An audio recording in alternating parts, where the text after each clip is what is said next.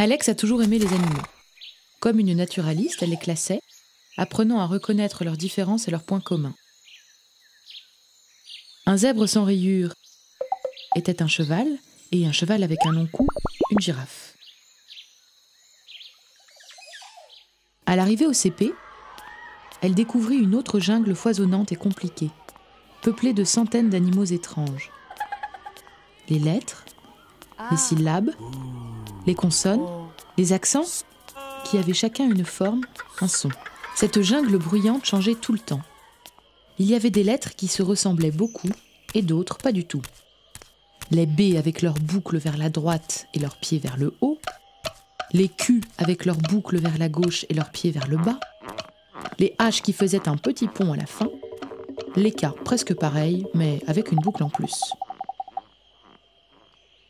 Et il y avait aussi les syllabes, ces grands animaux faits de lettres.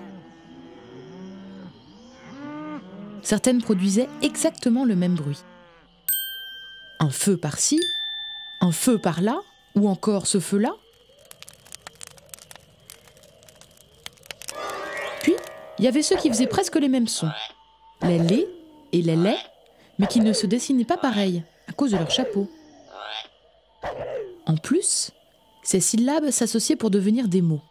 Un thé, plus un lait, plus un vie, plus un zion, faisait une télévision. À moins que ce soit une télévision.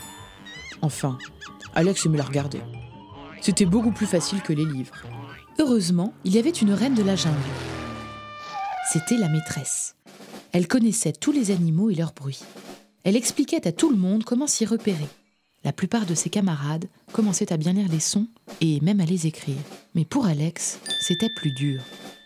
Les bruits allaient trop vite. Sa maîtresse essayait bien de l'aider. Seulement, Alex avait toujours du mal à les différencier. À l'oral, pourtant, les sons et les lettres se mettaient bien en ordre, à la queue leu bien facilement. Mais quand il fallait les lire, c'était une autre histoire. Les lignes qu'il fallait suivre, les syllabes qui se mélangeaient. Les autres enfants riaient. Ça voulait rien dire. Et Alex, elle, ne comprenait pas bien pourquoi. Mais le pire, c'était les dictées. Il fallait en même temps dessiner toutes les lettres.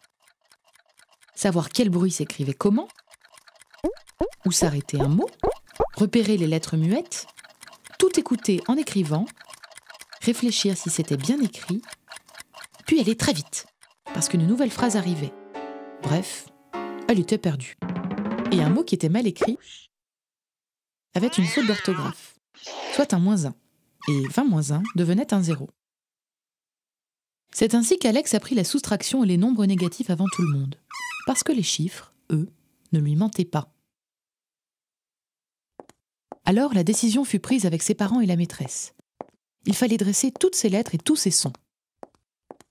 Pas toute seule, bien sûr, mais avec l'aide d'un dresseur de lettres professionnel, l'orthophoniste. C'était un bon connaisseur de la jungle et de ses recoins. L'orthophoniste capturait un mot. Alex devait compter ses syllabes, comme on compte des rayures. Puis, elle devait enlever une rayure pour prononcer ce qui restait. Puis il capturait un autre mot. Alex devait enlever la première lettre et reprononcer, ce qui était plus difficile.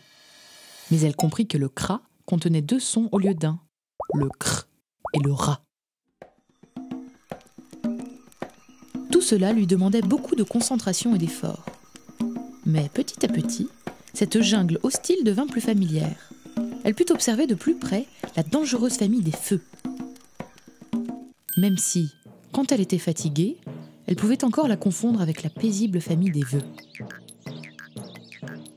Car fallait faire attention, les fautes d'orthographe n'étaient jamais très loin. Un peu aussi à cause de sa grand-mère. Non pas celle qui est gentille, celle qui est bête et méchante.